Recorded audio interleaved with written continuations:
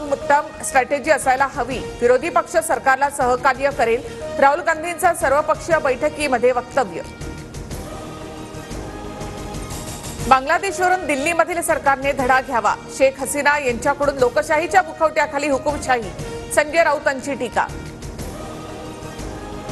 लाडकी बहीण योजना महाराष्ट्रामध्ये टिकणार, अशक्य गोष्ट शक्य करणं हीच माझी ओळख, विरोधकांच्या टीकेला अजितदादांचं उत्तर।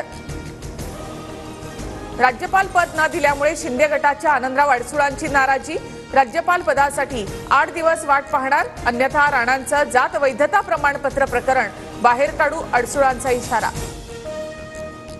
राज ठाकरे थांबलेल्या हॉटेल बाहेरील आंदोलनामध्ये पवार आणि ठाकरे गटाचे कार्यकर्ते होते। आंदोलकांच्या वेशामध्ये आपली माणसं पेरण्याचं काम सुरू, मनसे नेते संदीप देशपांडे यांचा आरोप। शिवसेना राष्ट्रवादी आमदार अपात्रता प्रकरणाची सुनावणी 2 आठवडे पुढे ढकलली। राष्ट्रवादीच्या वकिलांनी कागदपत्र पूर्ण करण्यासाठी अधिकचा वेळ मागितला, तर शिवसेनेची कागदपत्र पूर्ण। आम्ही रामदास आठवलेंचाच पक्ष खरा म्हणालो तर किती वेदना होती, शिंदेंची शिवसेनाच खरी, या प्रकाश आंबेडकरांच्या वक्तव्यानंतर संजय राऊतांचं उत्तर। सावध रहा म्हणजे कुणबी मराठा दरोडेखोर आहेत का, बच्चू कडूंचा प्रकाश आंबेडकर यांना सवाल। कुणबी मराठ्यांपासून सावध रहा, आंबेडकरांचं 2 दिवसांपूर्वी वक्तव्य। ज्यांना कळत नसेल त्यांनी माझ्या मतांवर बोलू नये, बच्चू कडूंच्या प्रश्नाला प्रकाश आंबेडकरांचं चोख प्रत्युत्तर।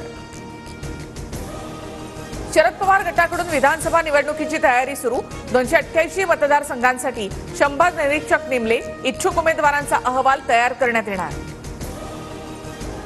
सोनिया दुहान आज काँग्रेसमध्ये प्रवेश करणार, दीपेंद्र हुड्डा यांच्या उपस्थितीमध्ये सोनिया दुहान यांचा पक्षप्रवेश होणार।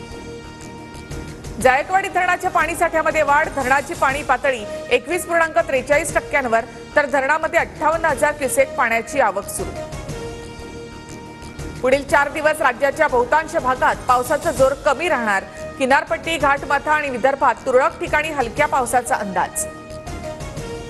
भारताचा गोल्डन बॉय नीरज चोप्रा पहिल्याच प्रयत्नामध्ये अंतिम फेरीमध्ये, तर कुस्तीपटू विनेश फोगाट 50 किलो वजनी फ्री स्टाईल कुस्तीच्या उपांत्यपूर्व फेरीमध्ये दाखल। पॅरिस ऑलिम्पिकमध्ये आज पुरुष हॉकी संघाचा सेमीफायनल सामना रात्री 10:30 वाजता भारतीय संघ जर्मनीशी भिडणार।